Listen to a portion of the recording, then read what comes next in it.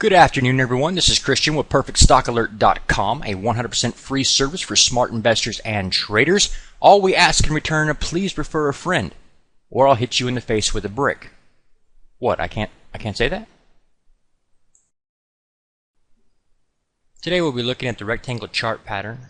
This is both a continuation signal or it can be a continuation signal as well as a reversal signal. In most cases it'll be continuation.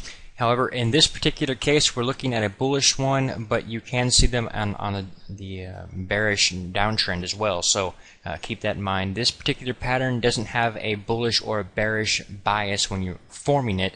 It's just neutral. You don't actually know which way it's going to break until it does.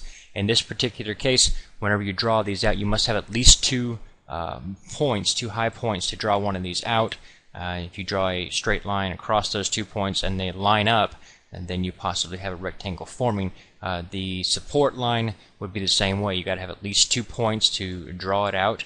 But if you draw out the trend line and it doesn't have an upward slope or a positive slope or a negative slope, then you're looking at a rectangle chart pattern. This is also known as a trading range, consolidation phase, congestion area, many different terms for it. But basically, price activity is just bouncing off resistance, bouncing off support, resistance, just continuously doing this, and it can go on for weeks or months. You don't know which direction it's going to go until it breaks out. This is not one of those that you get an idea of which direction it's going.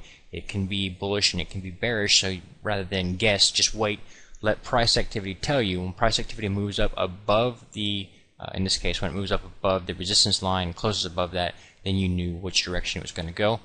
You'd like to see good volume on the breakout. It doesn't have to be there, but it's preferred. The volume during the actual consolidation phase could be many different ways. Don't pay a lot of mind to that. Sometimes guys will try to read the volume that's going on there to get some kind of a clue as to which direction it's going to break, but that is not always a science either. Should be noted when trading this particular pattern, you're looking for the opportunity when you get the breakout to be a buyer there. Some cases you'll have a move up and then it'll pull back down. In this case it would have possibly pulled back down to touch that previous resistance line right here, and you'll find in many cases that it will act as support and you'll bounce right off of that and continue moving higher. That can be a secondary entry opportunity on the long side for that particular setup. If it was a bearish setup, you might have it the other way where it had broken out here, came back up and tested that previous support to see if it was now acting as resistance, and then moved lower again. Okay, let me clean this chart up. You can get a target for how high you expect price to go from the breakout. I'm not a big fan of doing that with this particular chart pattern, but it's according to textbooks. Here you go. You can measure the distance between your two parallel lines, add that to the breakout, and that's a target for how high you expect it to go. Obviously, it was way off base in this particular chart. Please take a moment to review our disclaimer. The information provided herein is our opinion only. Under no circumstances do any statements here represent a recommendation to buy or sell securities or make any kind of an investment.